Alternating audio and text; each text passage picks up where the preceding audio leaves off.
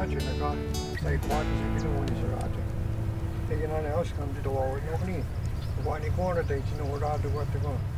just felt that we had to go beyond the classroom and reading books. It's just so much more to bring the people on the land to meet Native people on their own land, in their own communities, to contextualize Aboriginal law, to contextualize Aboriginal social work. So that in the case someday these people, when they graduate, they go into their careers, they're going to have something to work with, some kind of a basis to begin their work with Aboriginal people. Nothing like this in social work has ever been done. And there are other disciplines that have field courses, but they go to faraway places. They go to northern Quebec, or they go to Panama, or they go far away. And Mike and I, from the beginning, said there are people here at the university. There are students who have never been to Kahnawake, don't know anything about Kahnawake. It's right on the other side of the bridge. So let's start there.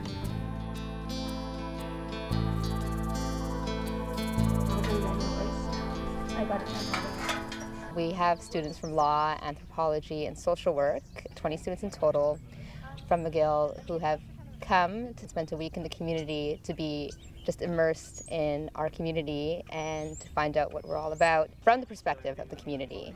These are students that want to work in Native communities, so we want to bring them here and to have them see some of the traditional aspects, but also to come to the community and see how we live today, what we're actually doing. We didn't want to just stick them out in the bush somewhere and say, this is where you spend your week, because it's not how we live anymore. We're right next to a major city, so we really need to show them how we actually live day to day.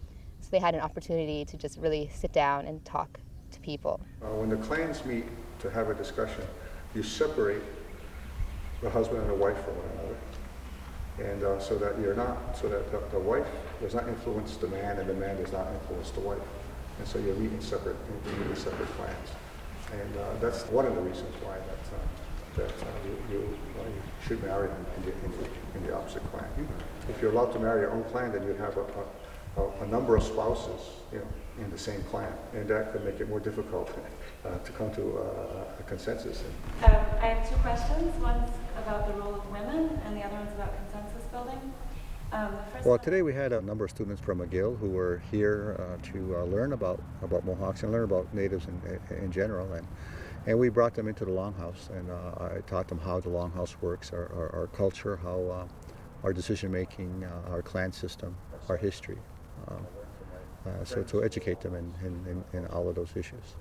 Oh, it was very good. I thought there were a lot of questions. They certainly show an interest in different aspects. Some were interested in history. Some were interested in how does the Longhouse fit into a modern society in different ways. So they were keenly interested because they had to ask very good questions. I think what really appealed to me was the fact that they're going to have actual instructors from the community leading like a lot of the modules or the workshops. It's like the faith keepers that we're working with, Freddy and his wife Annie. They are getting older now, and they're starting to pass the baton on to younger people who are going to pick that and keep the knowledge going, the cultural knowledge of our people. Normally, the Mohawk wear that the women wear don't have ribbons in it. They have the yoke, they have the ribbons, but they're sewed on. What I hope to take away from it is sort of like a feeling for community life and like a feeling for what sorts of cultures and traditions are still very much alive and are being practiced, because you don't get to see that in the classroom so much. My name is Leith Makiwa. I live here in Kahnawake. I've lived here for about 25 years. Courtney asked me to come here to talk a little bit about beading, kind of like a little bit of the historical aspect within the community, and also to show you how to do little basic beadworks.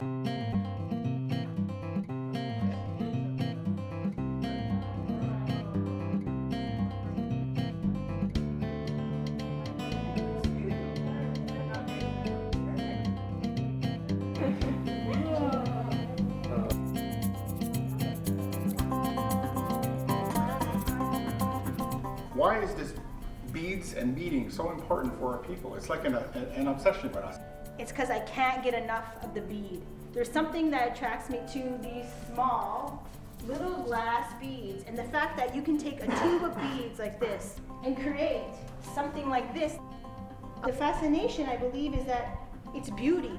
Raised beadwork is very significant to this community. I think of it as wearable art.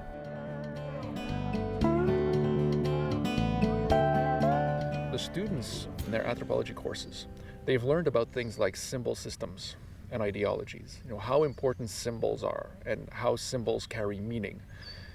They've read about that. They've heard about it from lecturers. They've discussed it in their exams and in their papers. Now they come and see it. All cultural systems have symbolism at their center, in a sense, but to come to a context in which they hear and see about someone else's symbol system, it's a wonderful addition to what we do in class. The heart of a young child and the berry itself, okay? So similar with the young newborn's heart and the strawberry itself. I'm talking about the wild strawberry. So from the time they're just born to the time they're 2 years old, they're very spiritual beings. Because I want to work in Montreal area with urban Aboriginals, and since I'm from Sudbury and Ojibwe, I guess our stories are different, although we're all like First Nations, so I want to learn more about Iroquois and Mohawk. There's some people, who feel that by sharing like teachings or traditions or whatnot, we're gonna lose the culture. And I'm from a different way of thinking, I guess, that, what we have, we are meant, to share it. When the Creator said, contribute to the greater good, he didn't mean just Native people, he meant everyone. It's different learning. It's non-textual. You actually get to come and do what's called participant observation. And I was an anthropology major before, so this is kind of the way to do it. And it's a little bit cliche to say, but I mean, as a Canadian, I think Aboriginal people, culture, and Aboriginal law is part of the greater Canadian sphere. So I think I feel a bit of responsibility to know as much as I can about it. Trees are medicine too. This one is called willow. This tree has got so much aspirin, it ain't funny. You take the inner bark, you can use it in different ways. You can get a chunk, boil it up, simmer it, cap it, and you put it in a bath water. Sore back, sore legs, sore neck. There's a lot you can't learn in books. Books are written by a certain population, certain people, and therefore having the opportunity to come here and do this type of course, it's giving you everything you can't learn in the city, everything you can't learn without experiencing or feeling. The other thing I haven't told you yet, maybe I did say it, you only pick medicine in the morning. Who came out to greet us already? Huh? Mr. Snake. You don't pick medicine in the later part of the day. Well, I hope to just better understand Iroquois culture and traditions. I mean, I really still don't know as much as I'd like to. The first thing I noticed was that the professors are really excited about it, and I've never had anything like that. When a prof is lecturing at you from the bottom of the giant lecture hall, it's just really hard to feel connected to them, but this is great because I know that they really want to be here, and I really appreciate that. Bringing all kinds of students out, they have a higher respect and value for the environment, for the future. Sharing this information with their families later on in life.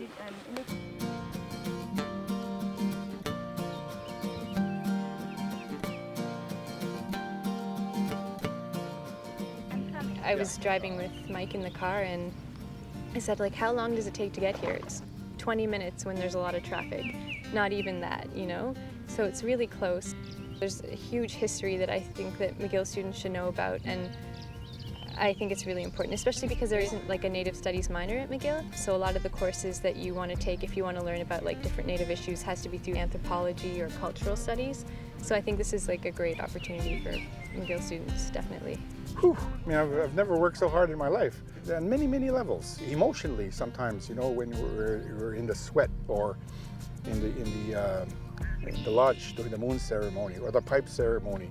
It was a great learning experience. For us, there was like a lot of cross-cultural things going on, interdisciplinary things going on. It was experiential, it was spiritual, it was academic. You know, it crossed so many lines, it crossed so many different faculties, you know, law, social work, anthropology. When you get students from different disciplines together in a context like this, they start exchanging and they start teaching each other how this new knowledge is impacting their understanding of their own discipline and their understanding of each other's disciplines as well. I hope it grows. I hope that we get more disciplines involved because it really is one of the main benefits. You know, students learning from each other in this context and learning that what they've learned in school has applications outside. I hope that it changes the fabric of who they are. So wherever they are in their practice, that they reflect on some of the activities, some of the learnings that they've had here, and they use that. What I've seen from the students is that they have an appetite, that now they want to know more, and that is thrilling for me. The thing is now I feel I need to learn more. This has been a starting point, and I think, okay, I need to come back and just continue this. I feel like it's sort of just like planting that little seed, and hopefully the seed will sprout, and hopefully this sort of philosophy of this kind of learning and enriching experience will incorporate itself into McGill in little ways, and students will be able to find it and enrich themselves and grow and learn from it. Yeah, that's what I really hope happens, actually. Really? Yeah,